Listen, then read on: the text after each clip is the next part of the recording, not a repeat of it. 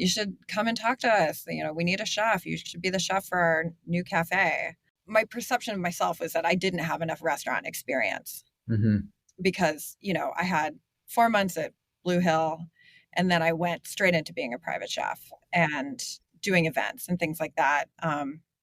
In one regard, I probably have been in more kitchens than most chefs have in their life and seen more operations and like high-end establishments. So I do have a good idea of like systems and whatnot, but like the consistent, like day in, day out, like, I didn't know how to do any of it. And so I felt like I don't actually know how to do this. So I don't think I'm the right person for this job. And he said, no, my Scorpio rising is telling me you're the right chef for the job. Like, will you at least come and meet with us and have a look at the deck and see the property and whatnot? And so I said, okay. Because if you can cook brunch for 200 people on top of a mountain, in a remote part of Utah, you can run a restaurant in LA. Just having like one person who says, hey, I believe in you and I'm going to help you.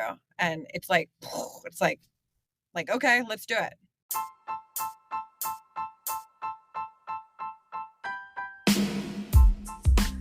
Today on the LA Food Podcast, I'm your host, Lucas Servodio, and I made mayonnaise from scratch for the first time this week, so please feel free to hand me a monogrammed apron and an honorary certificate from Le Cordon Bleu.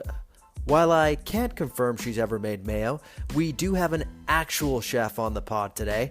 Kat Turner is chef and partner of Highly Likely, one of LA's hottest all-day restaurant concepts. They've been serving the West Adams neighborhood for several years now and are on the verge of opening a second location in Highland Park. Chef Kat joins us to discuss Highly Likely's food and new location, but also her own personal journey, which has taken her from acting in a David Lynch movie to private chefing for Billy Corrigan on tour. Also, did I mention she's a chopped champion? We talk about what that was like, and I even give her a virtual basket of mystery ingredients to see if she still got it. But first, we're joined by world-renowned Top Chef scholar Father Sal to discuss the late-breaking news that Season 10 champion Kristen Kish will be taking over as host now that the great Padma Lakshmi has stepped down. Will she be up to the challenge, or is this a missed opportunity for the show to go in a totally new direction? We discuss all that and what we think of setting Season 21 in Wisconsin coming up next. So without further ado, let's chow down.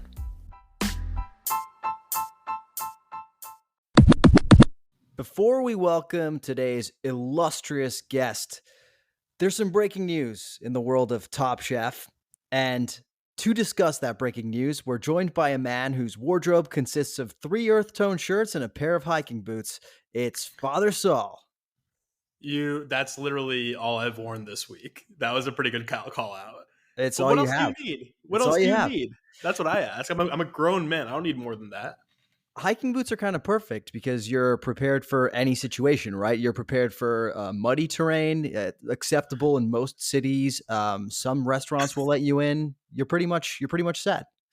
Yes, particularly for hiking, I am set. Correct. Well, look, dear listener, Father Sal is here to discuss the news that Top Chef has a new host. It's Season 10 champion Kristen Kish, and also the news that Season 21 will be taking place in Wisconsin. This is about as seismic as a week as Top Chef has had in recent history. Father Sal, how are you holding up? I'm doing well. I'm excited by this news. I love how they just finished their first ever Top Chef World All-Stars, crowning its first ever 2-time champ. And yet the announcement of Wisconsin has you saying it's the biggest week in Top Chef like fucking ever. I feel like they've had bigger weeks more recently, but it is certainly it's a hard change of direction, I will say. Season 20 to season 21. Hard change of direction. It's seismic when coupled with the Padma news, obviously, right? But the change in direction that Kristen represents, I think, will be one of the more seismic things that has happened ever maybe in the show, right? So let's focus in on Kristen first as a host. Were you surprised by her selection as the next quote unquote Padma? Not massively, but a little bit. And here's how I feel about that decision. So I am actually about Kristen herself am cautiously optimistic. actually. She came in as a guest judge in Portland during the COVID season. I think she's done a good job. And she's come in other times as well, I think. She has experience on Iron Chef on Netflix with Alton Brown. That was a little bit of a clunky co-hosting situation, and she was a little bit more frenetic in that show. But I think she has the poise and the cachet to do a good job here. She also kind of if she wants to, she can turn on like a bit more of like the Padma glare or the Padma like stoicism that like is really scary and intimidating. I think she can do that and bring like the right kind of balance. And of course, as a former winner, she has a lot of sort of respect. I'm going to go in cautiously optimistic there. I am a little disappointed they didn't try to get more creative with this, because the thing is this: I think like for you and I, when we first we texted each other about this news, and it's Kristen. I think we were a little disappointed. And the thing is this: everyone would have been disappointing. You can't replace Padma, right? And I kind of wish they hadn't tried on a 1-to-1. I would have liked like what if it was like a rotating set of hosts, right? Or different hosts per season, or the structure changes even a little bit, right? I think they could have gone a little bit out of the box here with like a big season 20 Padma send off. It's a new generation of Top Chef. Let's try something new and not try to replace the person who's been the face of the show or one of the faces of the show for 2 decades. Let's switch it up. Instead, Kristen has some huge shoes to fill, and I think it'll be a little tough out the gates, is what I expect. Yeah, I agree. Look, when we first texted about this, I think I sounded a bit more dour than I feel right now. So Yeah. I think the words I used specifically were, this is kind of like a Trevor Noah-esque decision. Right. You're following up Jon Stewart, and anybody you pick, no matter who they are, is going to feel like a little bit of a letdown, right? I also added on to that I wasn't so sure based on her past hosting experiences that she was going to be a compelling enough choice, because the one time I have seen her host, it's a show you just mentioned, Iron Chef, alongside Yeah. Alton Brown. And I think you use the word clunky, and that's a pretty, generous way to frame it. I thought it was a little cringy at times, frankly. Yeah. Yeah, it And was. however, the more I've thought about it, I don't actually think that was her fault. I think that the tone of Iron Chef maybe just doesn't suit her and her style of, hopefully what her style will be of hosting. The whole tone of Iron Chef is very campy. It's very kind of quirky, especially the hosting, right? Like Yeah. Alton comes in with this like faux serious tone, but they're also making like really dumb punny jokes all the time. And it's kind of got like a bit of a Bill Nye flair when they're explaining different foods and whatnot. I'm not sure that style of hosting suits her. And maybe Yeah. that's the issue. I think in the Top Chef universe, when she's going to be in a setting where she's really comfortable, it's a much more serious and sort of like austere hosting gig. You got to sort of bring that gravitas.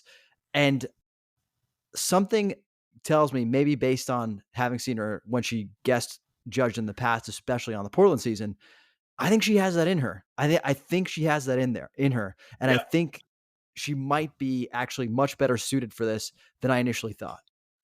Yeah, no, I think you might be right. And the Iron Chef thing is a really great point, because also they didn't need her. She wasn't filling a gap on that show. It Yeah. was like shoehorned in. I'm not sure why they did it, and I don't think it worked particularly well.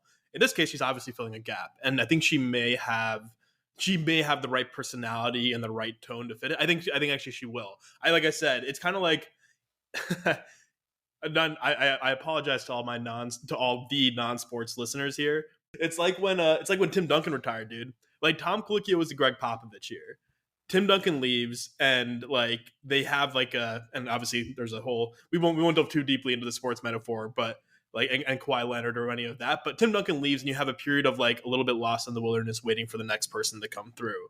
And I think even with Kristen here, and I think she will settle in and be great.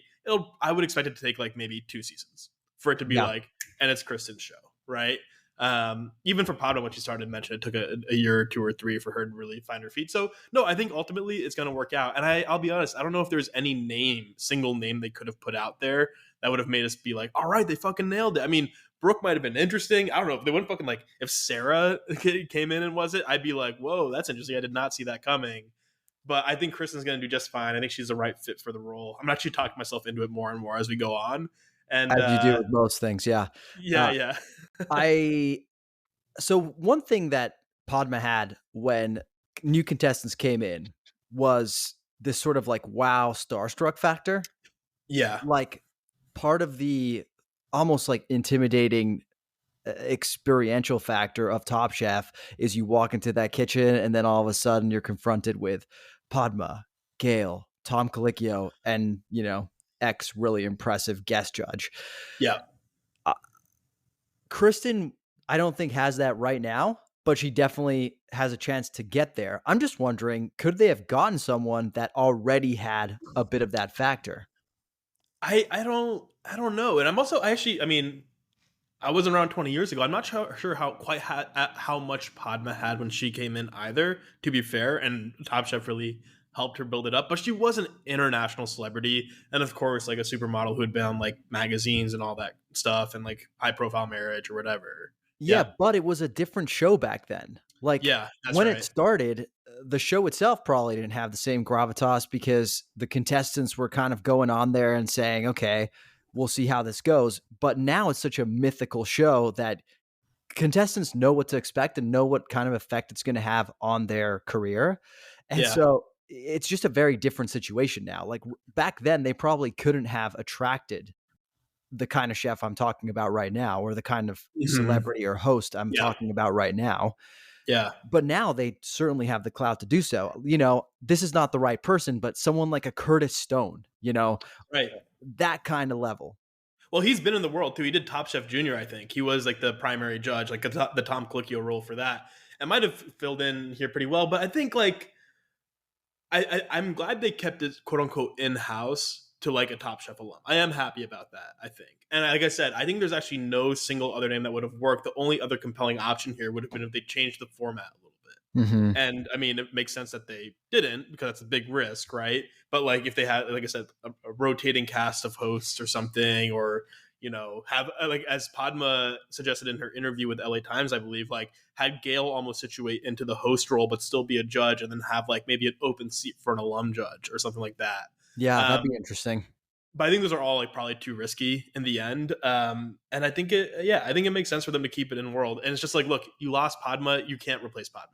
You lost Yeah. Tim Duncan, you can't replace Tim Duncan. Let's see what we can build. I'm looking forward to seeing what Kristen's judge voice, how that evolves, right? Like, Yeah. what is she going to bring to the table? How is she going to? I wonder if she will do quick fires by herself, or maybe if Gail or Tom will join her for quick fires now.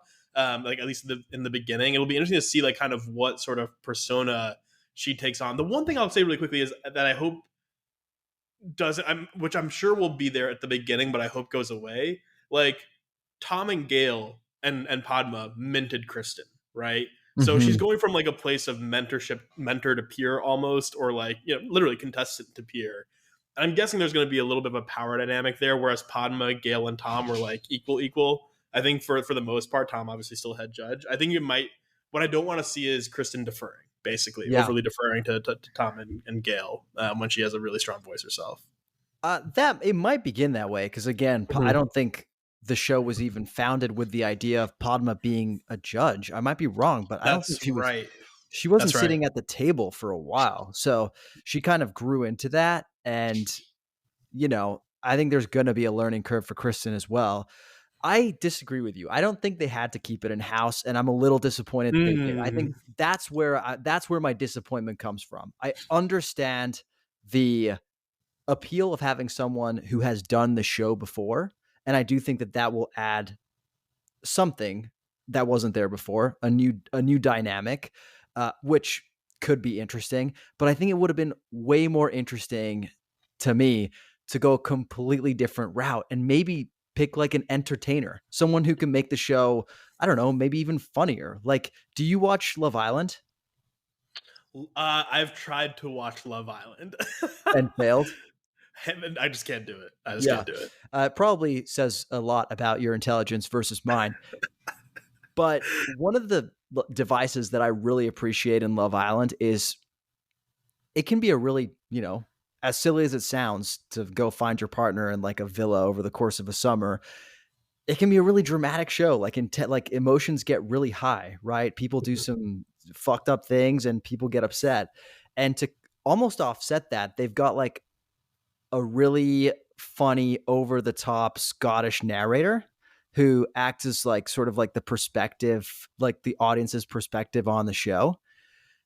And it just creates this really fun viewing experience, I think, that really Mhm. adds a new dimension. I wonder if they could have done something that shook up the format a little bit, like added a narrator or something like that, or Ooh. added maybe narrator is not the right move, that in and of itself, but just toying around with using this as an opportunity to shake up the format a little bit, you know. Sure. And to your point, you can't replace Padma, so the less you try, I think the more successful you can ultimately be.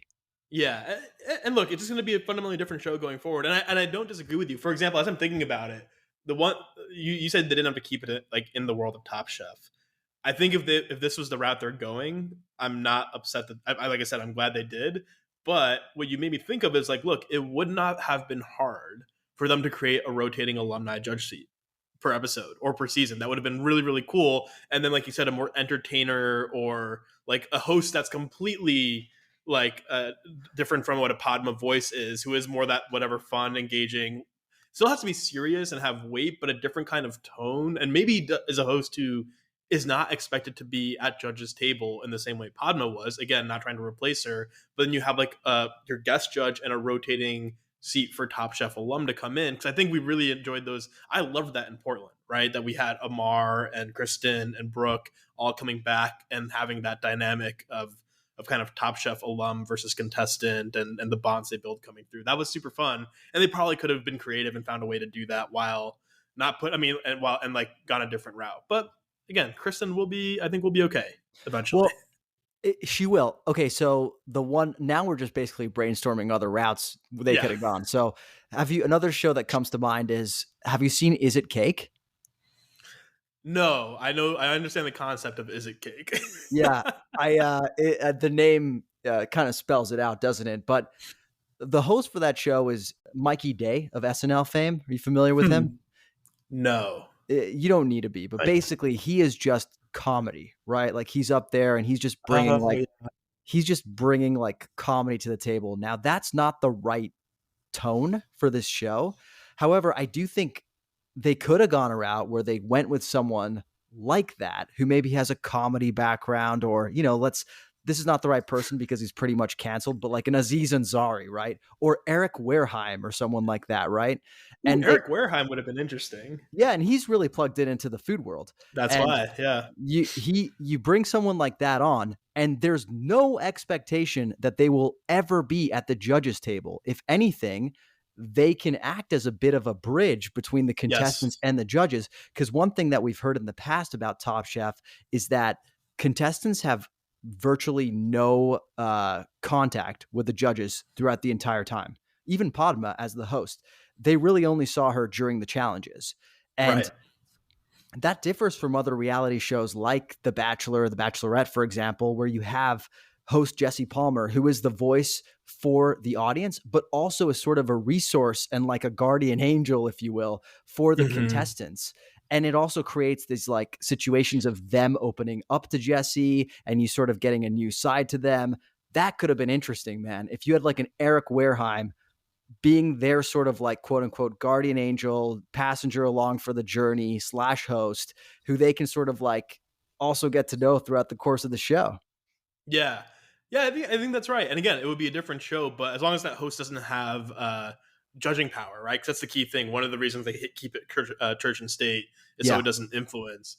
But I think it would have been possible. Great British Bake Off, I think, has something similar. They have like kind of comedic and like different kind of hosts come through, and they serve as kind of like a different sort of flavor than the judges, right? exactly. Um, again, like so basically there was a moment where the door was open for them to go a bunch of different directions. And if we ever have Danine back, it would be really interesting to ask if they thought about going these different directions, or how broad was the brainstorming, or were they like, no, here's our formula, let's find someone who can not she's not going to be Padma tomorrow, but she can like basically feel like she's a similar silhouette, so to speak, in terms of tone and style and cachet, and can grow into the role.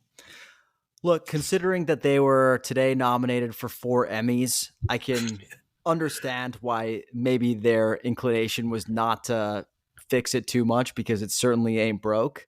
Yeah. Um, but yeah, man. Anyways, let's talk a little bit about the setting.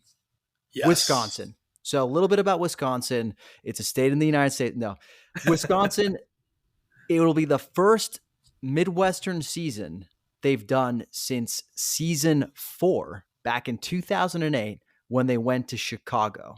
Right. That was an epic season in which some Top Chef celebrities really competed for the first time. I'm talking about Richard Blaze, Antonia Lafazo, Dale Taldy, Spike Mendelsohn, and of course the champion Stephanie Izzard of Girl and the Goat fame, which we know very well here in Los Angeles.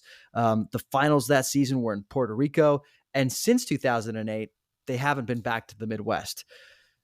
How do you feel about Wisconsin? I think I'm excited. I mean, I'm excited to go back to the Midwest. I'm having a big Chicago moment now, as you know, and as we've discussed on this podcast. I'm into the Midwest. I don't think about Wisconsin very much, and, Sorry, and and that's Wisconsin. and literally when they announced London, you'll remember me being like, "Dude, we have so many more places to go in the U.S. I prefer we went to the U.S." Of course, they crushed it with the London choice and World All Stars and all that. But I think I'm excited. I like it when they go to places I'm not familiar with and like kind of show the landscape. Recently watched Top Chef Kentucky again, right? And like just a state that I don't think about very much and don't know much about what's going on. And it's cool when they go and check it out. Wisconsin as like an idea doesn't, again, it's a world away from London or or Chicago even, right? Just in terms of the vibe and like the intensity of the setting and the feeling. But I know very little about the cuisine up there. I thought they might have gone more Mountain West, Hmm. like a Montana or a Wyoming, but they did just do Portland, which is sort of, I mean, it's Pacific North, it's sort of close. So it makes sense to me. I'm excited. I'm happy to be back in the U.S. I'm happy to learn more about Milwaukee. Um, it should be good. I think you bring up a super important point, which is Top Chef Kentucky. I think that was one of the better seasons in recent memory. And Mm-hmm. I think it's because it was such a unique and kind of off the beaten path setting compared to a lot of the big cities that they typically have it in. Yeah, And that's one of the things that makes Top Chef really special is it's technically the same show every single time, but each season feels so unique because of the setting. I think that's one thing we lamented with Houston is it didn't have a really strong sense of place. that's right. At least the way they shot it, right? They tried to do some things with like barbecue and NASA and shit like that, but for the most part, that season could have happened anywhere, right? Yeah, that's right. It felt unmoored. Yeah, Yeah. I remember that, especially coming from Portland, where I thought they did a really good job. And then, like, I even watched New Orleans recently, and Top Chef usually does a really. I mean, New Orleans was like really heavy. Like, they even changed the color scheme of the show for New Orleans. It was like really set in. I think you're exactly right. So it's less about where it is and more about how well the team at Top Chef integrates the setting into challenges and into the experience contestants are having. And then part two is really going to be the contestants, right? The contestants are I think 80% of what make at least 80% of what makes Top Chef what it is, if not more, because their dynamics, their skill set, their personalities, I think will really drive it. So we'll see then. As long as Buddha doesn't come back for a third time, I'll be happy. I was gonna say it'd be cool if they had the champion like of Top Chef wins. They announce Top Chef and they're like, well, but they're like, JK, first you have to beat Buddha. Like an Iron Chef thing, like Buddha comes out like Darth Vader and like gets to deny them their crown because he's so fucking terrifying. He's a little. I mean, look, I love Buddha. Made me Top Chef fantasy champion this year. He's kind of like a Darth Vader-y figure for the world of Top Chef. He Unbeatable. is. He is. He certainly is. And you know he would do it because he's such a Top Chef super fan. I think he's probably fallen into a deep depression knowing that he's not going to be able to go back. You want me to make more Star Wars references on this show? Do you appreciate that? As knowing how big of a fan you are, should I do more? If you could just only do basketball, Succession, and Star Wars references from now on, that would be ideal for all listeners. Great, there you Uh, go. what challenges do you think we can pretty much guarantee? I mean, look, there's gonna be cheese. Cheese will be there, right? I think there'll be a Green Bay Packers challenge. And wait, one of the two, it's Milwaukee and Madison, right? Yeah, there might be a University of Wisconsin one, right? There's like the easy, like, oh, let's go serve like 200 students. Let's go serve, let's do like a tournament style thing at at Lambeau Field or whatever. Let's do some cheese shit. I bet the cheese and the Lambeau Field one go together. Otherwise, I don't. I mean, ooh, maybe like fishing. because I think I don't Oh, know. Do they interesting. fish in Wisconsin? I don't even know, man. I mean, uh, did the Great Lakes grace Wisconsin? I think that yeah, I'm pretty sure they do. This is why God, this my is geography shit going to go. God yeah. damn it, This isn't the LA Wisconsin. geography podcast, okay? So we're not being expected to They know do this. like near the north end. Okay. Um. Oh yeah, and yeah, no, they're there. They're by a Great Lake. Thank Okay, God. they touch. Okay, so They're touching. those are some good chats. So I recently watched season 1 of Taste the Nation with Padma, and she actually goes to Milwaukee for one of the episodes. And there's a massive Oh, German population there, hmm, and a lot of talk of sausages and beer and stuff like that. So I bet you that's going to come into play at some point. And also to double click on one of the things you said, I don't think it's just going to be cheese. I think cheese curds are going to make a heavy appearance, sure. knowing that they're kind of like the state food of Wisconsin. I also think there's probably going to be some spotlight of an immigrant culture you had no idea was super large in Milwaukee. Right. Um, that seems to always be something that happens on Top Chef. And then finally, I could see them doing a bit of like a subverting expectations. And because I kind of associate, and I think a lot of people associate Wisconsin with a lot of cheese, dairy, meat, and potatoes, highlighting the like farmers of Wisconsin and like doing some sort of like, agriculture, like vegetable forward challenge as well. Yeah, yeah. I mean, that all sounds reasonable. Pretty standard Top Chef fare. I do hope they like, I'm sure they'll like spin it off and like spin it out, make it more creative, and and build on that. But that all sounds like the key thematically for a state like Wisconsin. The key like areas they'd go for a Top Chef season. I'm with it. I'm ready for it, man. I'm curious to see where the finale will be this year. Looking forward to that as well. Did they announce it? I don't think they did. I think that's Um, kind of a surprise.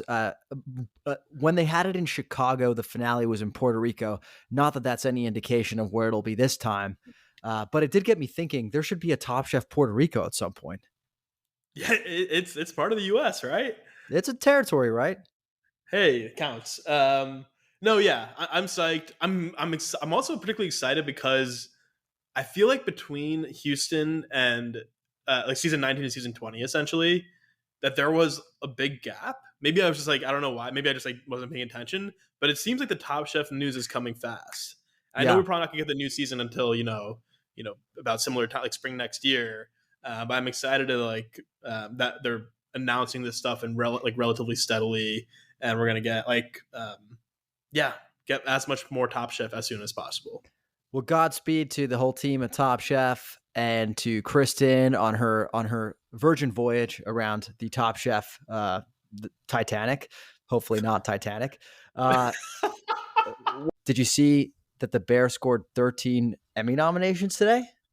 I didn't. I'm not surprised. The Emmy, like I have a whole as you, my friend, know. I follow entertainment, pop culture news a lot, and the Emmys are just a weird award show.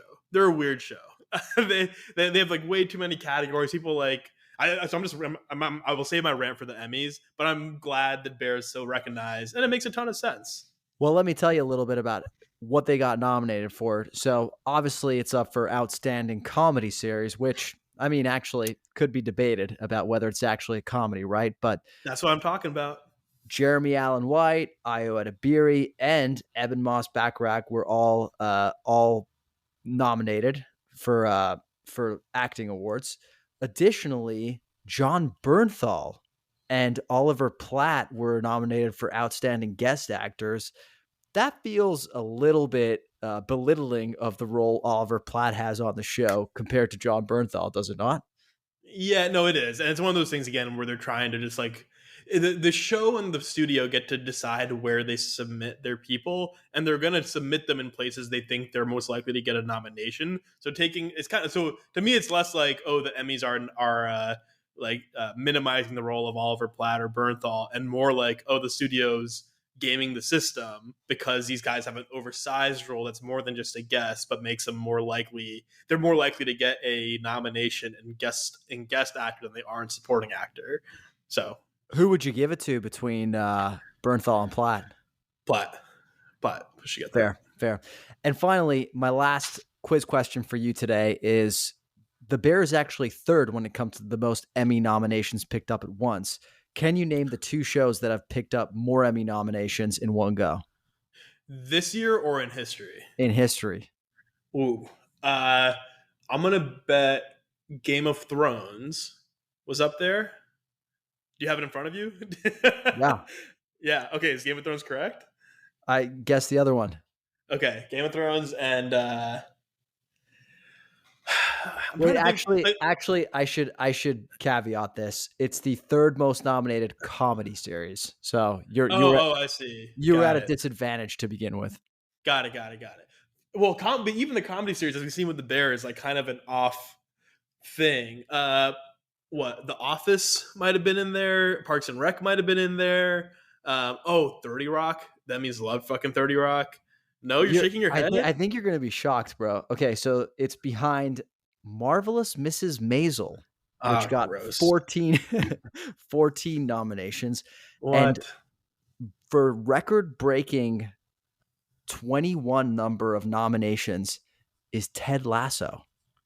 Oh wow! I probably knew that at one point. 21. Jesus 21. Christ! I didn't even know there were 21 awards to win within the comedy section. Yeah, that's what I'm trying to think of shows that have like a big ensemble cast because maybe they just like pack the category. Like for example, I know on the best supporting actor on the drama side, it's all Succession and White Lotus people. It's like 7 nominations, all Succession, White Lotus. So I was going in my head going, who has like the most actors and like it's a high rated show. But damn, Maisel and Ted Lasso. Father Sal, any final thoughts you want to leave our listeners with, either on Wisconsin, Kristen Kish, or the Bear?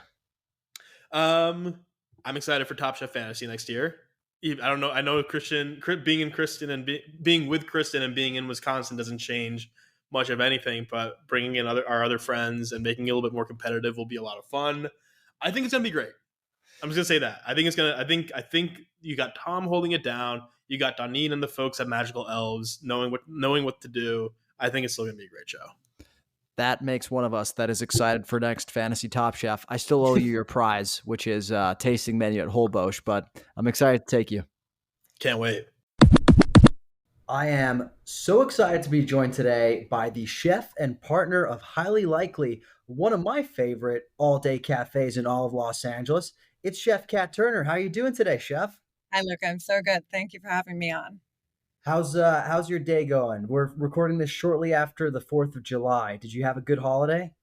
Yeah, it was great. I worked in the earlier part of the day and then went to 3 different 4th of July parties just to, work hard, play hard kind of life, right? Oh, hell yeah. What makes for a good 4th of July party in your eyes? Good food. I mean, obviously really good food. I was lucky.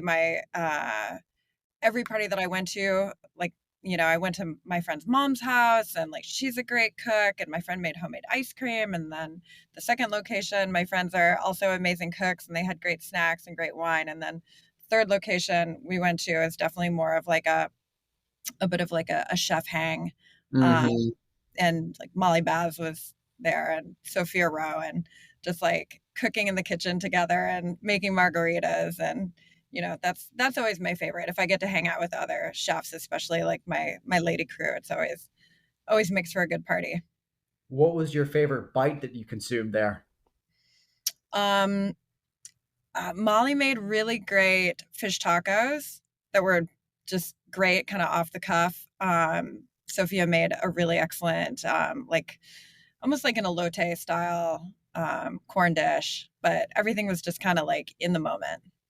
This feels like it could be its own TV show. Just all of you amazing chefs having their own 4th of July party. That's a show I would definitely tune into. Yeah, it was good. It's a good time.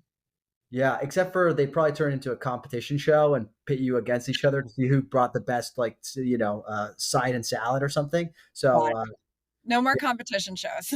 no, well, we're gonna get there. Actually, we're gonna get there. But hey, what are your LA stomping grounds? Obviously, Highly Likely is in West Adams, and you're opening a new location, which we're going to talk about in my neck of the woods, Highland Park. But where are you hanging out when you're not at the locations? I've lived in LA for close to 23 years. And in that time I've been all over. I lived in Silver Lake for a long time. I have friends, all over the city. It kind of depends on who I'm dating. I was dating a guy in the Mhm. Valley, and then I was with a guy in Venice, and so I tend to kind of really traverse the entire city. So I've kind of got my favorite spots in every neighborhood. I live in Koreatown, which I feel really lucky about, just even thinking about all the different places I can go to, from great Korean barbecue to like Here's Looking at You. My friend just opened an amazing wine bar there called Nighttime. Normandy Club and Atrium, and just all the kind of like really cool spots that are so close to me. Gilligan. I Oh, a classic. I love Koreatown. I used to live right up the street from the Brass Monkey Karaoke Bar. Are Oh, you familiar? of course. Karaoke is like, I have a dream of opening a karaoke bar. That's kind of something I've been like working on. So I've had many nights at the Brass Monkey ever since I moved to LA. 20 years probably I've been going to the Brass Monkey. I mean, it is truly one of the most slept on spots in all of Los Angeles. It's my favorite, probably my favorite bar, and karaoke is definitely my religion. My wife and I Yeah, actually opted to have karaoke instead of dancing at our wedding. So that's how much we like it. that's amazing. Okay, well then we need to talk after about my karaoke bar that I'm going to open. So Uh, yeah, I didn't even know karaoke consultant was a potential career, but I'm definitely open to it, 100%. what's Uh, your what's your song? I mean, what isn't my song? I think I think honestly, I gravitate towards crowd pleasers, right? So good like Uptown Funk Situation by Bruno Mars or something like that. Something that has a good like sing along like aspect to it as well. So Yeah, depends on the night. How about totally. you? What do you go for? I love classic rock. So like some of my favorites, I love doing Whole Lot of Love by Led Zeppelin. I like a little Jefferson Airplane. I like to like close out a night with Total Eclipse of the Heart, that kind of vibe. That's a vibe right there. Big vibe. Well, Koreatown can't get enough of it. So you said you've been in LA for 23 years, so you're a bona fide Angelino. But where did you come from to LA? I grew up in a really small town in Wisconsin, Hmm. and went to Milwaukee for college. And when I was done with that, I moved to Santa Barbara. I lived there for a little bit. I went to a school for photography called Brooks, left Brooks, moved to LA when I was 21, and attended Art Center in Pasadena. Hmm. And, that's kind of what brought me to LA. So you came to be an artist, is that right? Yeah, I was doing photography. I ended up doing photography and advertising at Art Center, but once I left Art Center, I actually got headhunted as an actress, and so then I was Cool. working as an actress. Wow. So doing the whole LA thing. I did the whole LA thing. Like my first like job in LA was working as a go-go dancer in nightclubs. So I was a go-go dancer. I did burlesque. I was an actress, and you know, The full LA story. the whole. What kind of stuff did you act in? I did some independent films, but probably the two of the best projects that I got a chance to work on. One is called All About Evil, which is an amazing horror film that my friend Josh Grinnell directed and my friend Darren produced. That I got to work with Natasha Lyonne. She Oh, no played, way. yeah, she played the lead, and then Cassandra Peterson, who is the actress who played Elvira, played the mom. Mink Stoll from John Waters films was in it as well, so it had this kind of like amazing cast, and I got to be a scream queen, and I got to die on camera. It was amazing. Natasha Lyonne murdered me. It was fun. That's incredible. So you were a go-go dancer, burlesque Yeah, actress. You got murdered by Natasha Lyonne. So really, you've lived a million different LA lives. and I got to also be in a David Lynch film, which is my all-time kind of probably famous favorite thing I've ever been able to be involved in. That's awesome. So, yeah, so, definitely quite the range of experiences there. Were you always into food, or was that something that came to you along the journey?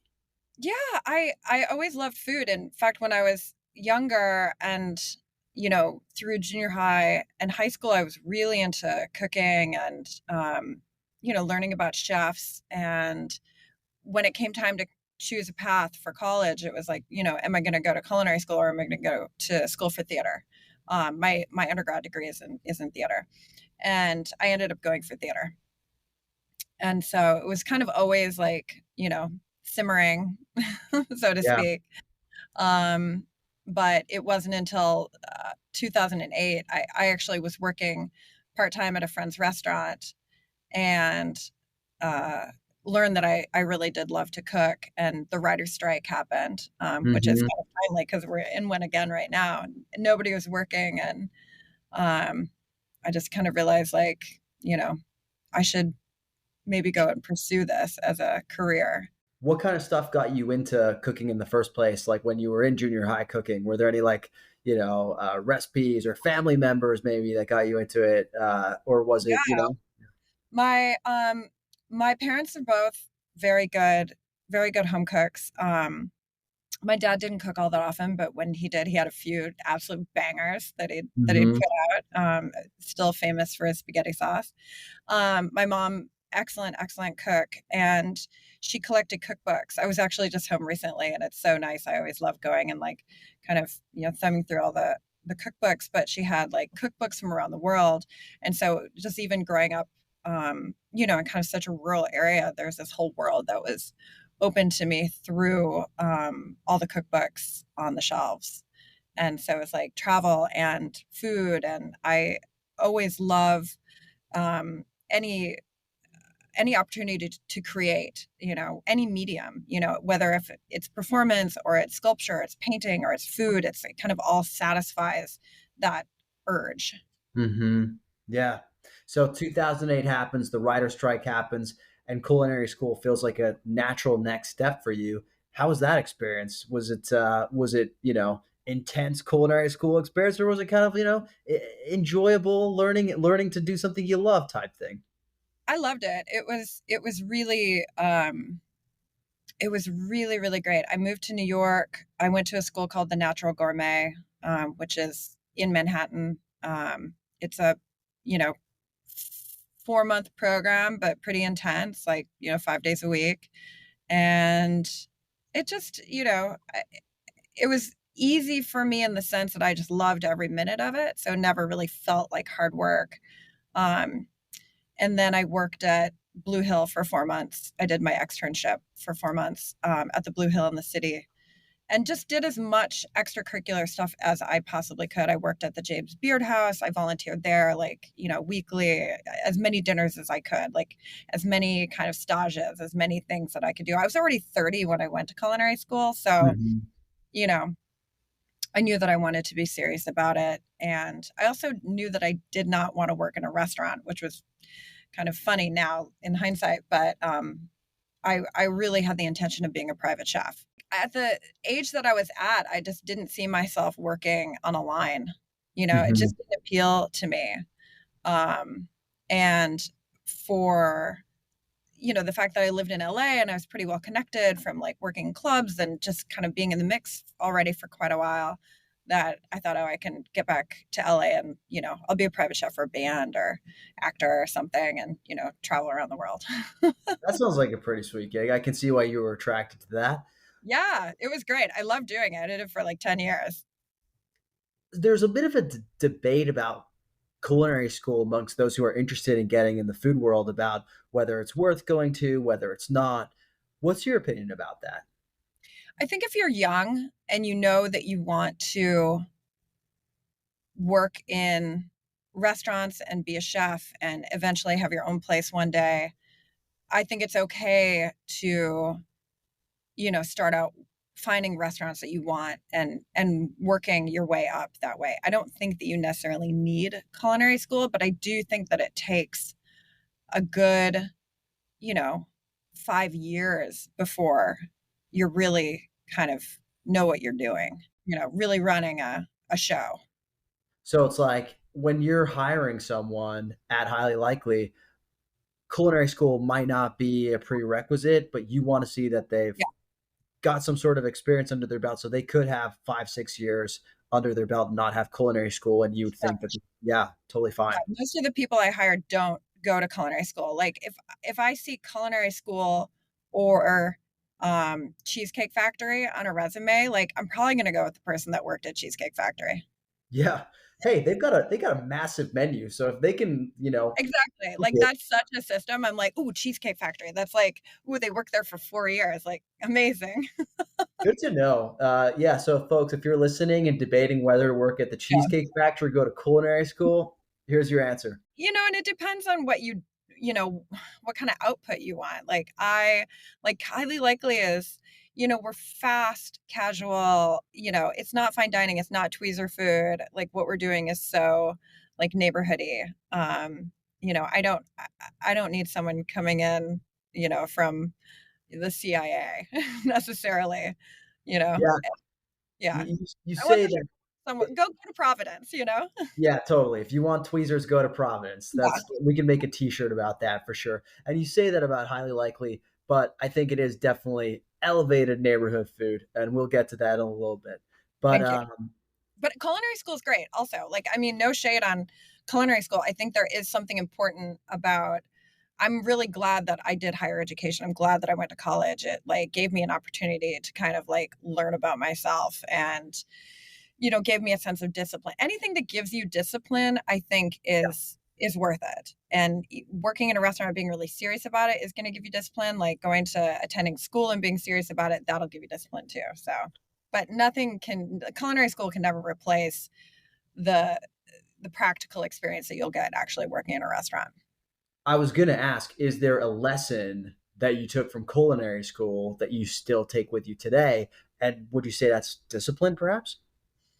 Um, I think discipline, but also like curiosity. You have an opportunity in school to kind of learn so many different things and to ask so many questions. Whereas once you actually get into a restaurant setting, it's very hard to, I think, have creative input until you're working closely with the chef, Mm-hmm.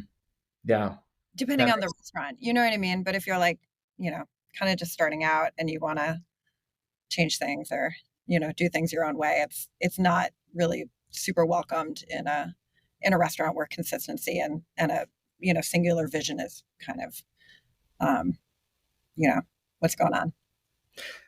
But that is kind of the job description as being a private chef a lot of the time, is that's one of the things that attracted you to that world. What The ability to sort of be curious and creative in what you were putting out and not having to live by a system that was already it, in place. it depends on the client. I mean, I've had some clients who really do want to have who love creativity and want things to be kind of like fresh and creative and more experimentation. And then you have some clients that are like, this is what I want to eat, this is what time I want to eat it, and this is it, and you kind of like have to work in a much smaller box. So it's a bit of a crapshoot with private chef work and clients. What was one of your favorite assignments as a private chef? Oh my God.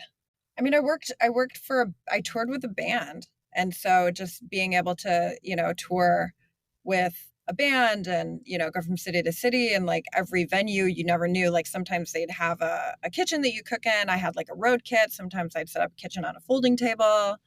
So kind of is a bit like fast and loose. You land, you have a driver, they take you to the grocery store, you do all your stuff, you're setting up, you're running around. Like it's definitely, it's a bit wild and on the go. And I loved that. That was my first job working with Billy Corrigan from Smashing Pumpkins.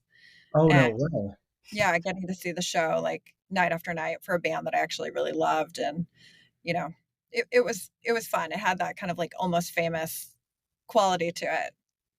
Again, something that sounds like it could be a reality show. The chef for a band on a tour, having to deal with like God knows what at each stop. Were there any moments where you were like, I don't know how I'm going to pull off this meal on this particular night? My God, yeah. I mean, like, there were so many things that happened. Like, my foot got run over one time by one of the drivers I had, and like we were in Singapore, and there was like a problem with the power. I plugged something into like a power outlet that was just way too crazy, and like a 110 into like a 240 thing. I don't even know how it happened. There was like no converter because the power is different in different countries.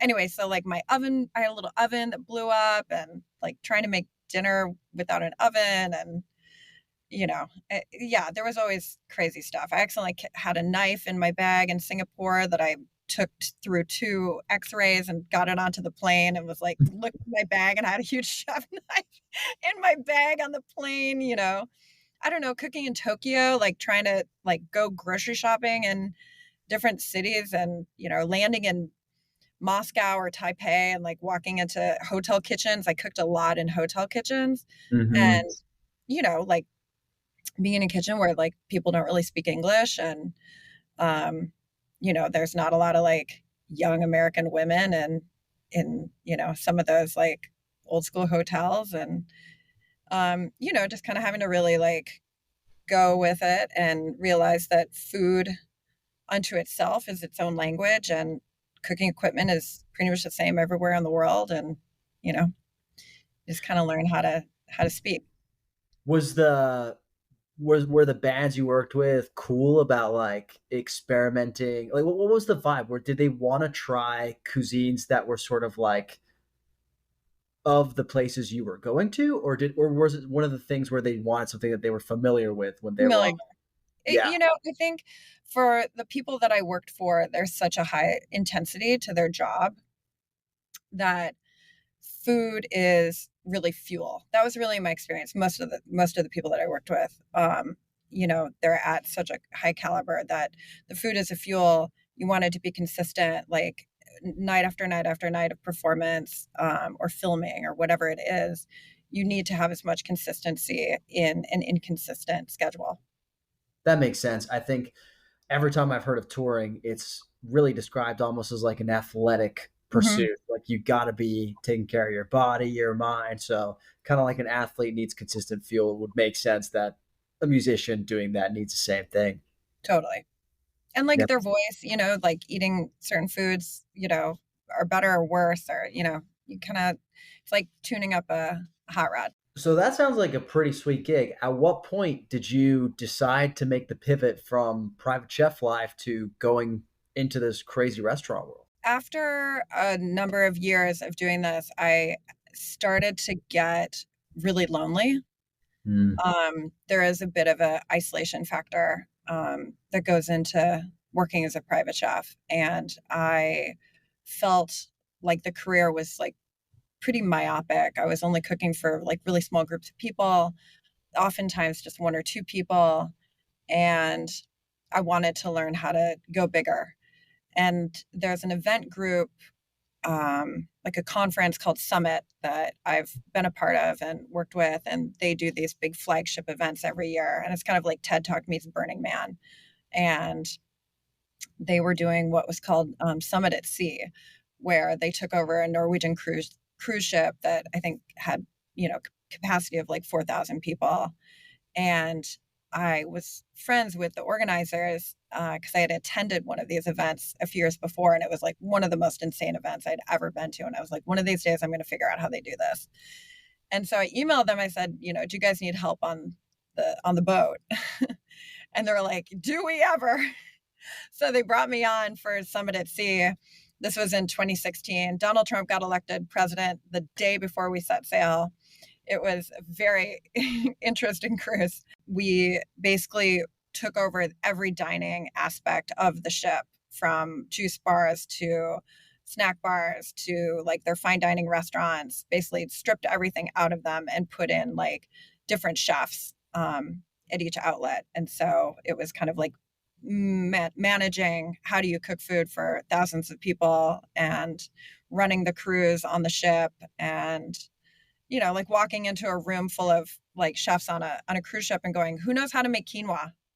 You know, one guy raises his hand. I'm like, that's all you're doing for the next 4 days is making quinoa for me. Like, who do you guys have juicers, juicing 500 pounds of beets? So it's like, you know, it was really wild.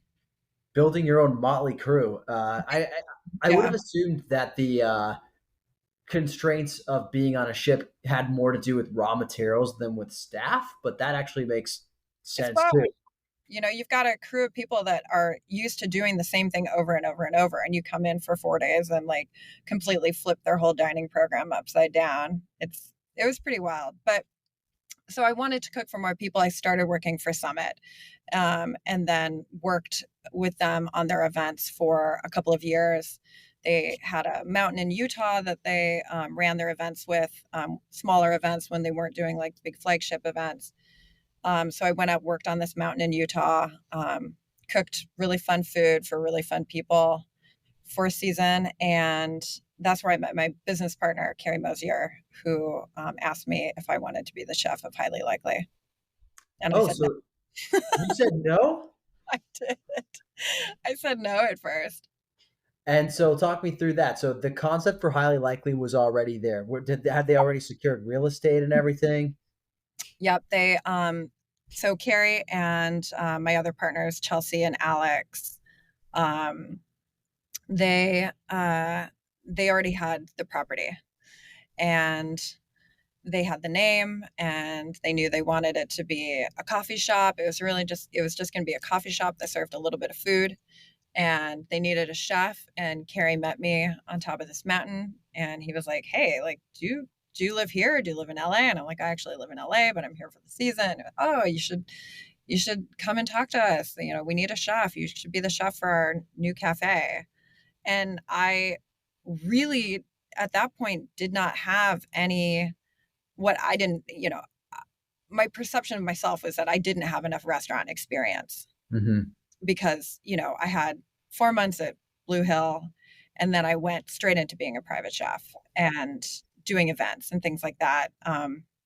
In one regard, I probably have been in more kitchens than most chefs have in their life and seen more operations and like high end establishments. So I do have a good idea of like systems and whatnot, but like the consistent, like day in, day out, like, I didn't know how to do any of it. And so I felt like I don't actually know how to do this. So I don't think I'm the right person for this job. And he said, no, my Scorpio rising is telling me you're the right chef for the job. Like, will you at least come and meet with us and have a look at the deck and see the property and whatnot? And so I said, okay.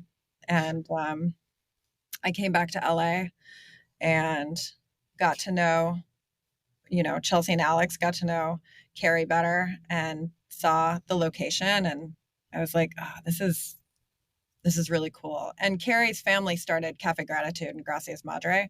He's Mm-hmm. opened like 15 restaurants. And he's like, look, it's not that hard. He goes, if you can cook brunch for 200 people on top of a mountain, in a remote part of Utah, you can run a restaurant in LA. Was that what helped you override the no you felt inside of you or the self doubt? Yeah, totally. Just having like one person who says, "Hey, I believe in you and I'm going to help you." And it's like it's like okay, let's do it. Yeah, absolutely. One person that believes in you can make a massive difference. And when you decided to say yes, how much of the actual menu and idea behind the food was already set, and how much did you have a chance to go in there and actually offer your No, perspective? None none of of it. it. That I did it. I that the menu from top to bottom is entirely mine. So their concept was what? All day cafe? Pretty vague. Like with It good. was just like, "Hi, here's your box. It's all day cafe." Like put stuff in there. That's about as broad as a canvas as you can get. How did you go about narrowing it down? Yeah, it's interesting. I really took the neighborhood into consideration, looked into the history of West Adams, and obviously my own culinary perspective, which continues to evolve. But at that time, it was really like defined by these two kind of facets of my life, which were that, I'm from Wisconsin, I'm from this small town, comfort food and familiarity. And, nothing too pretentious. Like, that's kind of the foundation, very Midwestern. Um, Hmm. and then traveling for 10 years all over the world as a private chef and picking up like all these like little techniques and flavors and falling in love with, different cuisines and, learning from the chefs that I got to work with in, places like Morocco and Tokyo and Osaka and Korea, all over. And kind of weaving those together where, the food has to be approachable, but it also has to leave you with this feeling that you're experiencing something kind of new and fresh and, seeing it through a kind of new lens. That's really interesting. I mean, there are a number of things you just brought up that I'd love to dig deeper on. So, for example, you mentioned that you looked into the history of the neighborhood, West Adams, which remind me, what year did Highly Likely open? We opened in 2018. 2018. So West Adams was already experiencing, a bit of a shift in terms of the face Definitely. of the neighborhood, right? So Yeah. Highly Likely was becoming a part of this. What about the history of the neighborhood stuck out to you in terms of, something that you want to reflect in your menu and the what Highly Likely stood for? Yeah. I mean, first and foremost, it's a very family centric neighborhood. Hmm. A lot of single family homes. And there is a history of, there's a Creole component to West Adams, there is a Japanese component to West Adams. It's a historically Black neighborhood. Um, and, I think without like pandering to the community, ways to kind of touch on um, some food like the fried fish sandwich for me is kind of like that kind of encapsulates um, how I wanted to create a sandwich that kind of gave a bit of history to it and also kind of honored my own past. I grew up, like I said, in Wisconsin. I spent a lot of time in Florida. Um, I used to go fishing with my dad all the time, and we'd go fishing often in Florida with this guide. His name is Jimmy. And when you'd get off the boat, he'd be filleting the fish. And I remember one time this tourist walked up to him and said, "What's the best way to cook a fish?" And he's very genteel, and he turned around and he said, "Well, ma'am, now there are two ways to cook a fish. You can fry it or you can fuck it up." And that like has always stuck with me. And so I was like, I love fried fish.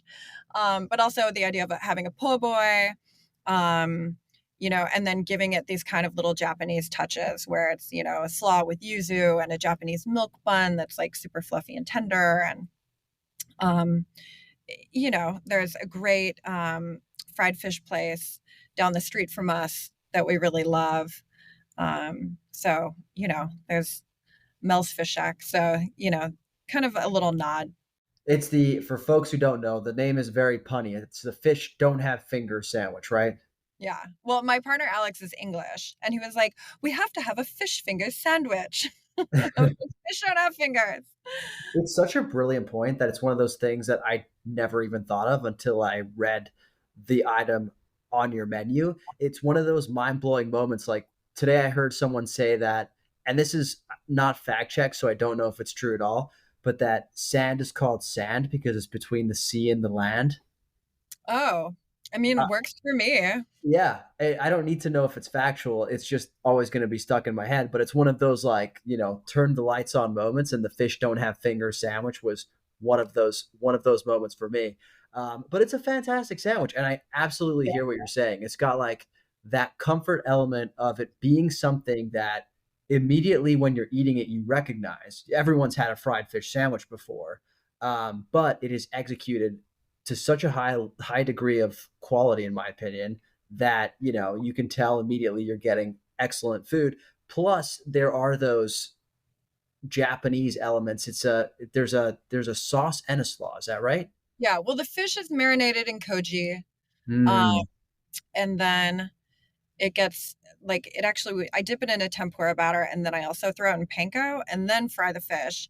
And then there's a tartar sauce that we make with our pickles. We make pickles in house, and it's got yuzu kosho and Kewpie Mm. mayonnaise in it. And then the slaw has got our yuzu dressing and toasted sesame seeds.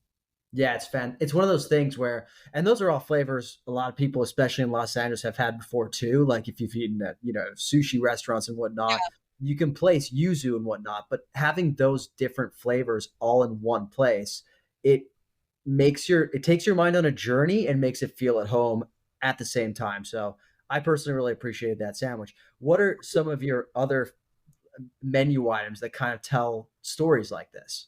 I have a really great dish on right now that I worked on with um, one of my chefs, my kitchen manager, Christian. I asked him to work on a dish for me, and it's a pibil bowl with chicken pibil. And he came up with the chicken, and we put it all together with a tostada, and you know, using lebna and feta cheese, and things that aren't. He was like, feta cheese is going to ruin this dish. And I'm like, no, feta cheese is going to taste great on this dish. Like, don't worry. Like, kind of like working with someone who thinks maybe in a more traditional sense and being like, look, let's work with what we got, Yeah, and, take it and make it highly likely. So, getting to now I'm starting to work with my team more, which is really fun. And, hey, bring me some dishes. Let's work on them. Let's put them on the menu. Um, I've had a lot of dishes on the menu that I felt really close to. It's kind of fun to make a dish and then take it off and then put a new dish on. And well, it's like what you were saying before about artistic creation, right? It's that same. I've heard it described similarly in terms of when people are making the comparison between art and food. It's this notion of like being able to conceive of something in your head and then express it and see it become realized in the world. And I mean, food is such a, beautiful medium to do that in. it's fast. Yeah. I mean, the creation of it can come so fast. And one of my best friends, she's in fashion. Her name's Kit, but she said something once that really, really stuck with me that I use all the time. And she said, enjoy it, destroy it. And like that's so food. It's like you really have an opportunity to create something and then just totally consume it. 100%. It's like the phrase "kill your darlings," except eat your Yeah. darlings. Yeah, Yeah, I yeah, think kill your baby. It's like when I put a dish on and then I'm like, let's take it off. yeah. Well, that's beautiful. It's like that in that sort of death, something else is born, right? And that's Yeah. the beauty of it. That's really cool. So, speaking of something else being born, Highly Likely is opening its second location in Highland Park. New location. Yeah, it's really exciting. It's on Avenue 55th and Fig. Great area of Highland Park. We've got amazing neighbors. We've got homestay. We've got cookbook. Lodge room is right across the street, and just some really like fun stuff happening. The Gold Line, which is an awesome bar. Yeah. Um, So yeah, we're really excited to open up there. We've got a great build out that we're working on, tons of natural light, big skylights, and then this huge back patio where we're going to have an outdoor bar. So it's kind of like Highly Likely 2.0. We have full liquor. We're going to have a great cocktail menu. We'll have dinner. We'll be open till 11 p.m. We'll have kind of the familiar counter service during the daytime, and then in the evening, we're going to switch over to table service and actually do like a real dinner program. No way. So at like 5 p.m., it'll be like, "Hey guys, get your laptops out of here. We're switching Get over to your dinner." laptops, beat it, nerds. Yeah. I love my laptopers. The thing that's really great about it's a double edged sword because, you know, it takes up a lot of tables, but in West Adams, like people are like, it's packed in there all the time. And I'm like, yeah, because people are on their laptops all day long. But it's great to have a restaurant that's full of people. You want to have a restaurant that's full of people. So, we're kind of always like riding the line of, you know, kind of trying to manage that a bit. We'll just be able to like cut it off at 4 o'clock. Like it's just not gonna happen. No laptops at dinner. Exactly. And that's healthy, right? Because Mhm. folks need that sort of like enforced time to unplug and switch off for the day. So you're just giving that to them, right? Like 5 p.m., clock out, guys. It's time for dinner. Grab a cocktail. Yeah. Oh, that's what I was going to ask. Is there going to be alcohol liquor Yep. license at this new location?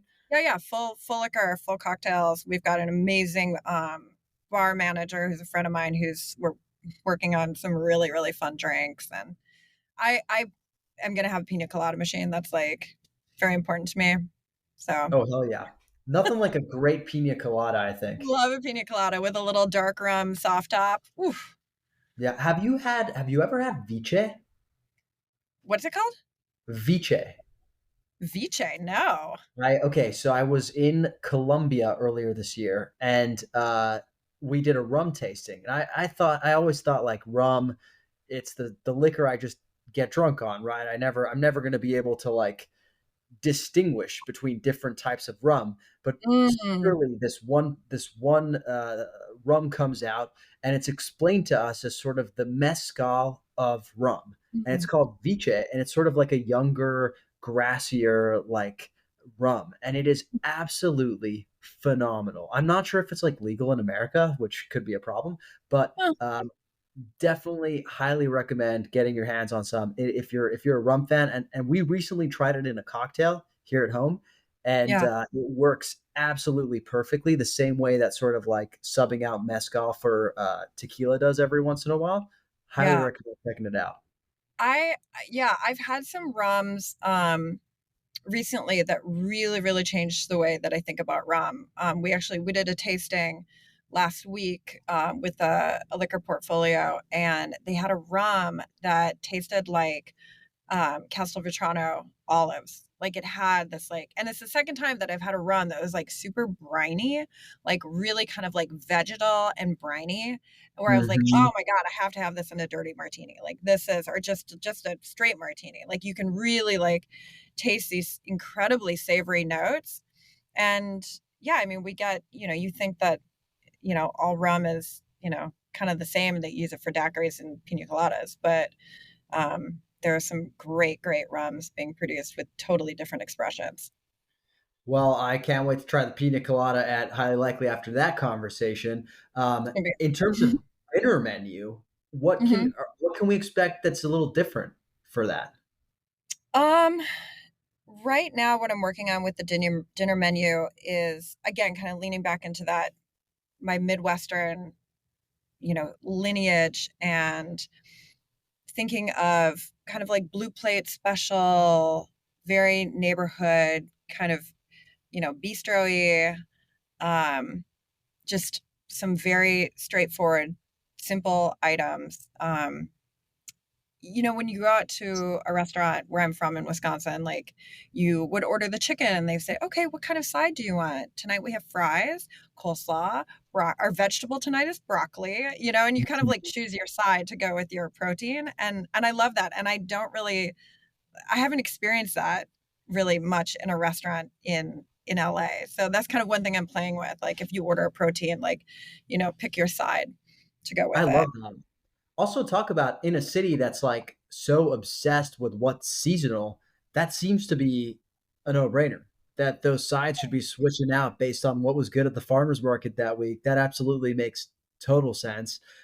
Can we expect to see cheese curds on the menu?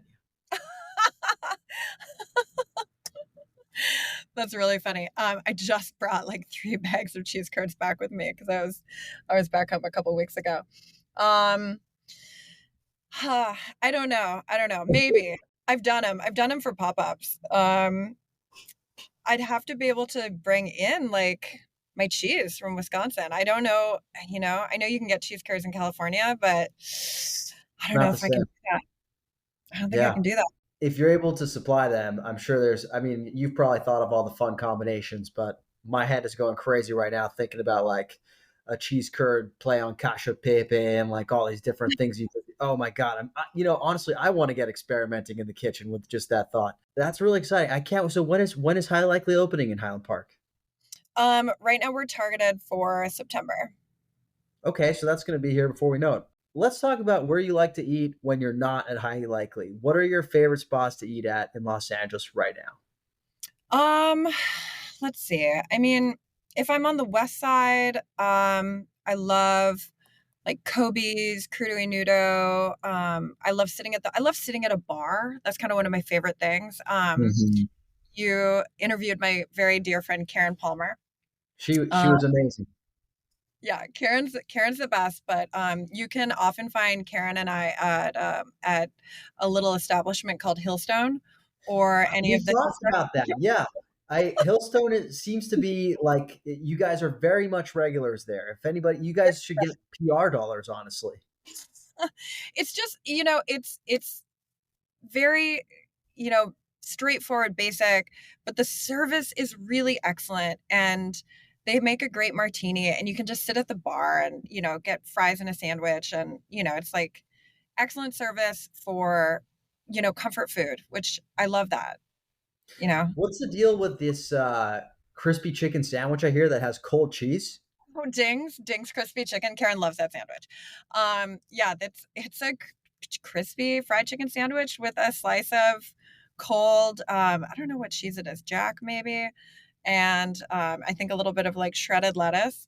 It's good. I mean, it's consistent. It's exactly the same every single time you go, you Yeah. know, and Yeah. there's something to be said about that.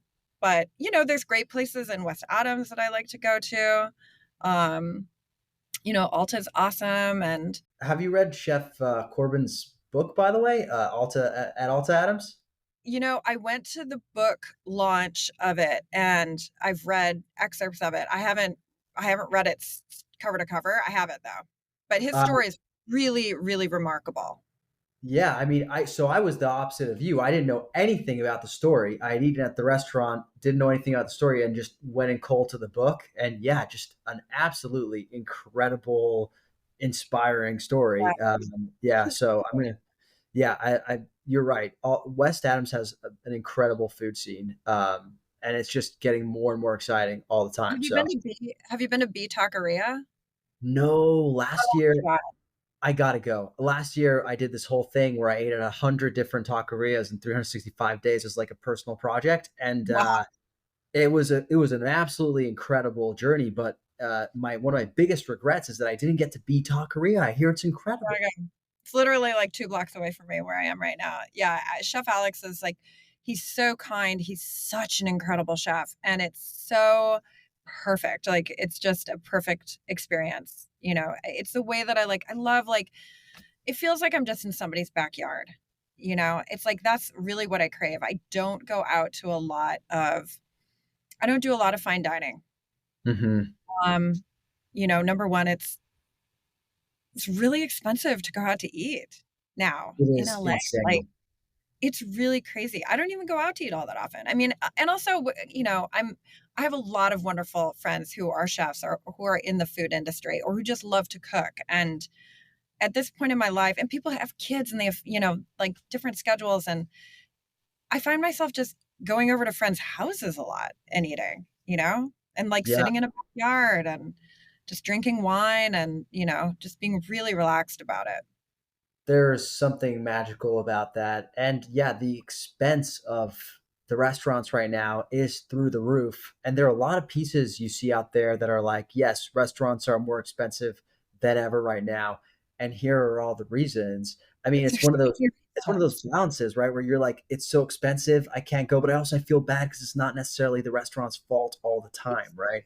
Most of the time it's not, I mean, rents are expensive, labor is crazy, like ingredients are expensive if you want to use good ingredients. Like, I mean, it's really, really hard to make a profit. It's really hard. Like, we're not in this to make a bunch of money.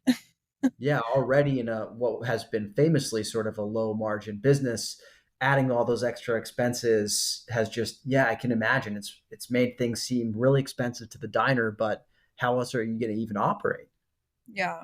But it's exciting, I mean, when I do get to go out to eat in LA, there are places that are doing such great stuff, like just really fun. Like even, Anna Jack, which it's like wild that I mean, I love Justin. It's wild that he got the James Beard Award. It's really cool because, it's a small family run Thai restaurant in the valley. But like during the pandemic, oh my God, we would go and sit in that alleyway and do the Thai Taco Tuesday. And it was like one of my favorite memories of that time was kind of going and having that experience. Like there are places where you can go and have these really amazing, amazing experiences in LA. It's Super what genuine. you were saying basically. It's that backyard patio feel of just Yeah. breaking bread with foods, and he's basically taken that and yeah, made it into something that's won awards at this point. Yeah. It's really special. It's very, very special. Yeah, it's an incredible time to eat in LA with all Yeah. of these sort of things that are going on. There's obviously like Thai Taco Tuesday is very special, but there's tons of little things like that that are popping up all over the place. My friend has an amazing little spot downtown called Kippard, which is really fun. My friend Lydia owns, she and her partner Reed own DTLA Cheese, and they have a little tin fish and champagne bar downtown. That's just so fun, and I love going there. That's kind of my ladies' night spot, and they've got a fun menu, and they've got great cheese and tin fish and like delicious baguette and warm, beurre de barat, and you go and you drink wine, and it transports you to a totally different place. You don't feel like you're downtown LA. You could be in Portugal or France or Italy doing the same thing. That's magical. And Tin Fish is really having a bit of a moment, isn't it? Oh my god, it's it's like having a moment to the point where now it's even been like memed, Yeah, where it's like, kind of, I love it, but it's become a bit of a joke unto itself. absolutely. Yeah, it's Yeah. become a parody of itself, the Tin Fish thing. Yeah. But like, don't stop eating tin fish. It's delicious and it's very good for you. Yeah, just don't maybe like Instagram it every single time. Exactly. Don't be Yeah, that girl, you know? don't be that girl. Well, Keep it. speaking of being that girl, I know that one of the things you do is food styling. Is that right? Mhm. Mhm. So what I want to talk a little bit about that as someone who takes a lot of food content on social media. I'm curious, what are some of the biggest mistakes people make when you see them trying to style their food for social media? People are doing a really good job at it now. Mhm. But like, so we get a lot of user generated content and I work with my social media person because she'll want to put a picture up and I'll be like, ugh, that's like, I love that this person loved this meal and they took a picture of it and, but I don't want to put this on our social media because it looks sloppy and not in a good way, or like, there's a crumpled napkin, or, just Yeah. like things like look out of place. And the idea, it's really like one of the reasons why you need a food stylist on set is like, depending on what you want to go for, it's like if you want it to look natural but beautiful, there is like an art to that, like, taking the perfect bite out of something and having it placed just so. And, the napkin, like there's like an literally like, an art to like draping a napkin so it looks like somebody just kind of like casually dropped it on the table, or they're just about to pick it up, and the way that the fork is set so it looks natural, but like, everything has to look really like appealing and delicious. And that's kind of what I go into. I use the word sensual a lot, like in Mhm, the mhm. food selling, especially like in the work that I do with Flamingo Estate. It's all about like, tactile sensuality, and it can be a little bit messy, but in like a sexy kind of way. That is such a good tip. Like I feel And like lighting, that's the other thing. Like that's a lighting. huge, like you've got to have good lighting. The food, if Yeah. it's, you don't have good lighting, the food's not going to look good. 100%. I try to capture everything I do during the day just because I have not Yes. been able to capture food at night, like in a way that really does it justice. Even when my poor wife or dining companion, whoever they may be, holds up their light, just never comes out right, you know? It takes a lot of tweaking. That is a really good tip. Just sort of like take in the surrounding and make sure there's nothing that's like distracting, whether it's a crumpled Mhm. napkin or something. Like that is something I definitely wouldn't actively think about, but it makes 100% sense. And now I'm also very honored that my video about Highly Likely was reposted on the Highly Likely channel. Now that I know how Loved it. scrupulously, Are you yeah, kidding? Great. now that I know how scrupulously you guys take that stuff, I feel, I feel pretty accomplished. Not gonna lie. Yeah. I'm really like, I'm very like committed to our social media presence, and I work very closely with our designers and our social media person to kind of like keep the vibe, keep the vibe fun and keep it right and keep the content looking really good. And I work with a photographer to do all of our food photography and style all that. And, Oh, I'm you pretty guys do hands-on a with fantastic job. It honestly, it reminds me. Speaking of Molly Bass, actually, it reminds me a little bit of her vibe in terms of like how her cookbooks and whatnot are styled, and that sort of Oh like, my God. Her new cookbook, like you will freak out. It is so amazing. Like, she worked with her husband, Ben Willett, who's an incredibly Mhm. talented designer, and, obviously a lot of other people, but man, I don't think it's out yet, but it's unbelievable. It's I can't really wait. it's like no cookbook I've ever seen before. The design is it made me wanna do a cookbook. I'm like, I don't feel like I'm there yet. We're not ready for a cookbook. Maybe after our 3rd location, which we're looking for right now, um, maybe then we'll, get into cookbook land. But yeah, it's so inspiring. Getting to work on cookbooks is really, really great. I had another shoot on Monday that I was working on a friend's book, and I'm like, "Oh, this is so cool." It's so cool. I love a good cookbook, and it's real. I mean, yeah, the recipes are one thing, but it's as much about sort of the pictures and like the styling of it and the vibe. Do you know what I mean? Like it's Oh, yeah. there's there's a vibe that I get when I'm cooking from a Molly Bass cookbook that I just don't get when I'm cooking from like a Gordon Ramsay cookbook or something. It's No. just not as spicy. Her voice is she's so fun. She's such a fun person. She's an Exactly. she's an excellent chef, but she does it in a way like kind of talking about pretension. Like, I'm allergic to pretension. Like, I love luxury, and I love things to, feel gorgeous, and, I love kind of the high low of life, but like once you get pretentious about it, like I'm just like turned off. Look, this podcast is a no pretension zone. We are Thank you. allergic to it, so we are very much on the same page. Well, look, speaking of things that are in no ways pretentious, I cannot let you leave without talking about your experience as a chopped champion.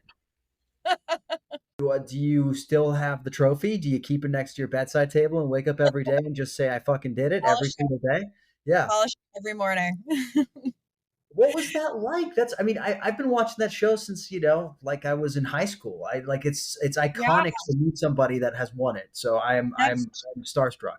yeah, that was one thing. I think, I you know, I was so kind of focused on kind of being ready for it, and, because I come from an acting background, I'd done film and videos and all kinds of different stuff, like, I almost took it for granted, and I have other friends that were on Chopped, I'm like, "Oh, I'll do Chopped," They asked me to be on Chopped, I'll be on Chopped. Yeah, yeah, And, yeah. not really realizing, like, kind of the scope of it, and after I won, you do this really long, like 2-hour exit interview where you have to go back through the entire episode to talk about every single thing and give them all these sound bites so that when they go back in to edit it, that's where they put all the, you know, off camera voice stuff.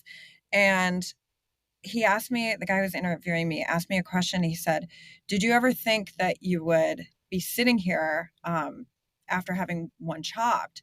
And it was like the scene in Ratatouille where the food critic like eats the ratatouille and suddenly he's like in his grandmother's kitchen.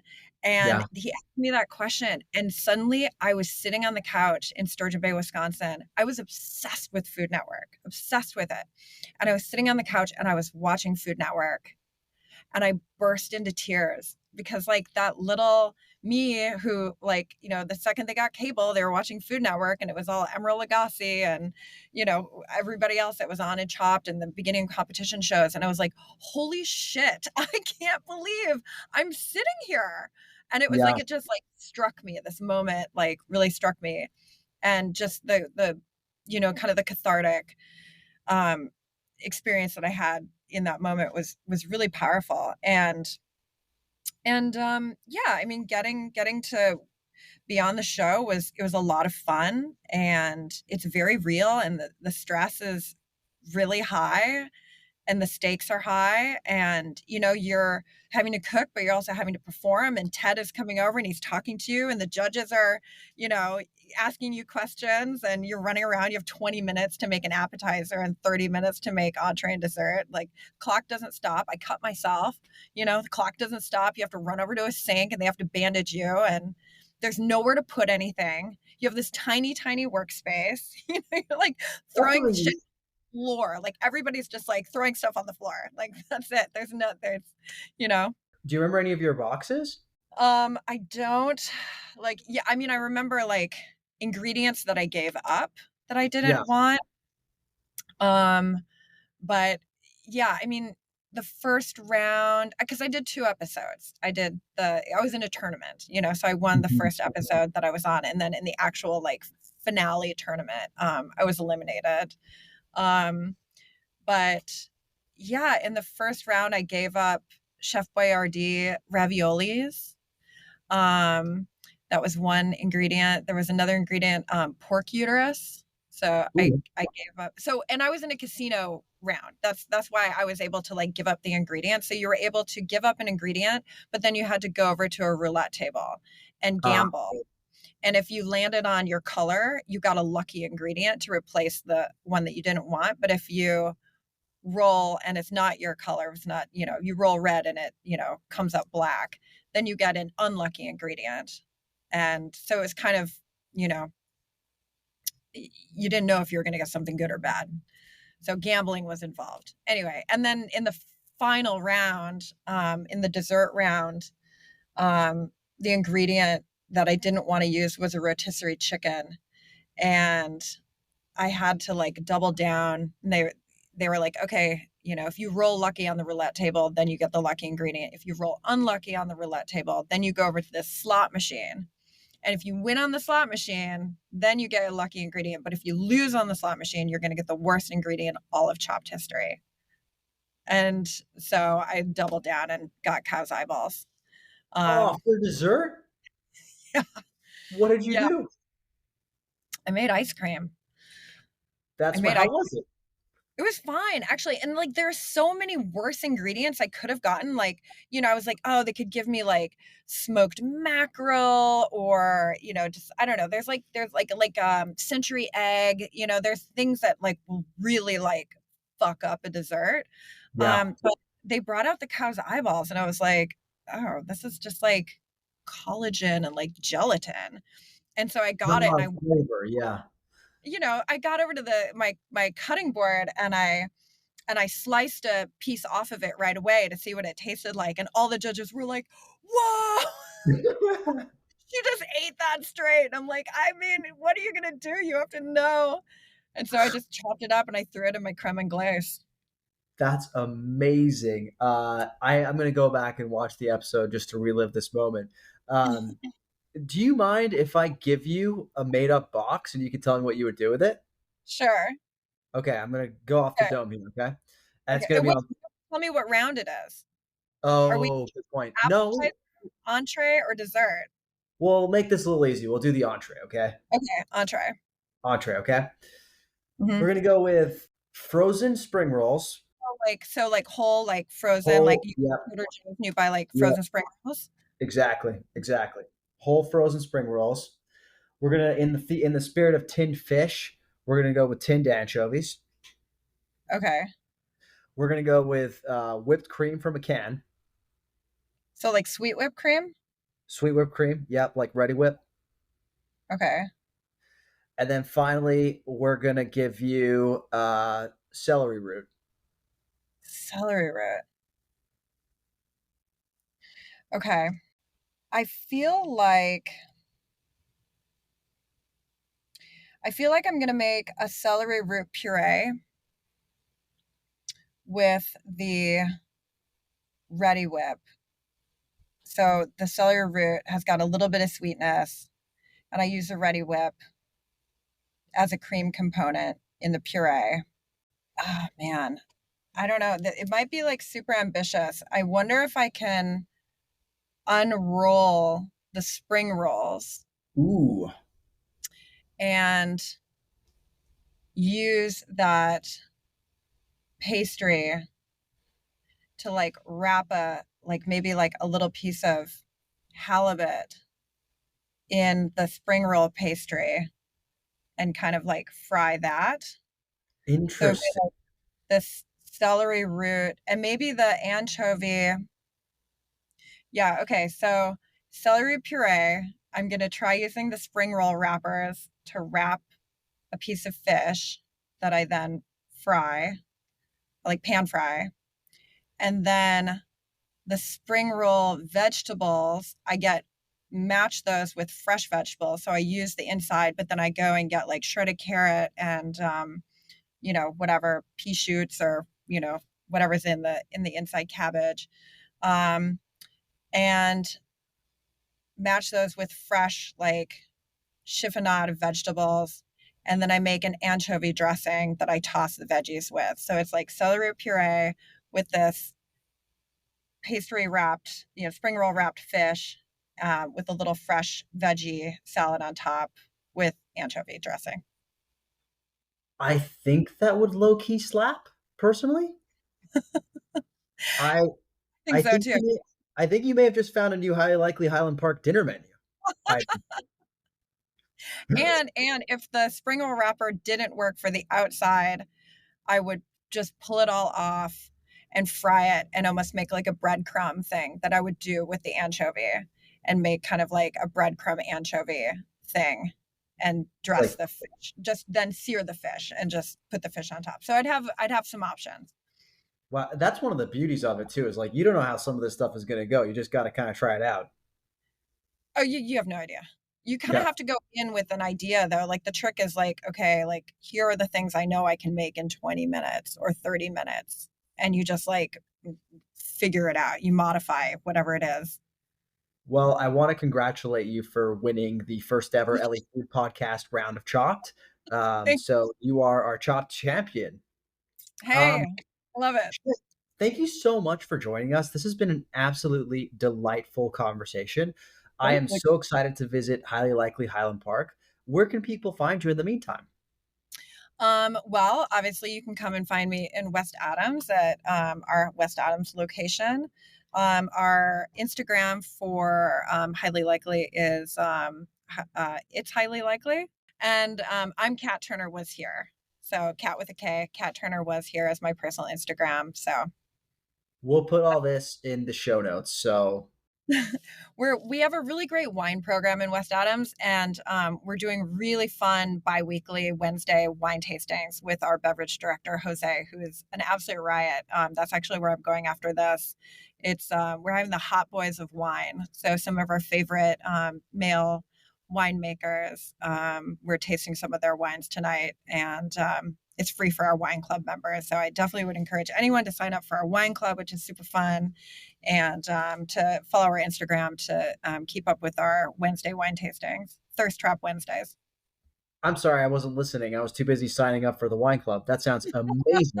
Uh, Thank you. you really know how to sell that. That sounds incredible. And it comes Uh, with a bottle of hot sauce. So that's also important to note.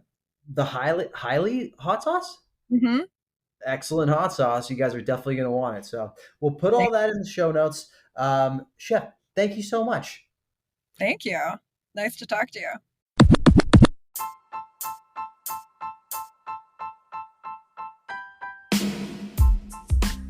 Thanks for listening to another episode of the LA Food Podcast. Thanks to our guests, Kat Turner. I don't know about you, but I can't wait to go have dinner at the new location of Highly Likely. And thanks also to the gorgeous Father Sal. If you like what you heard today, please go to wherever you listen to podcasts, leave us a rating, a review, subscribe if you should be so inclined. If you're looking for me, you can find me at the LA Countdown on TikTok, Instagram, and Threads. That's TheLaCountDown. You can also find us at the LA Food Pod on Instagram. That's LAFoodPod. And we'll have another episode coming for you next week.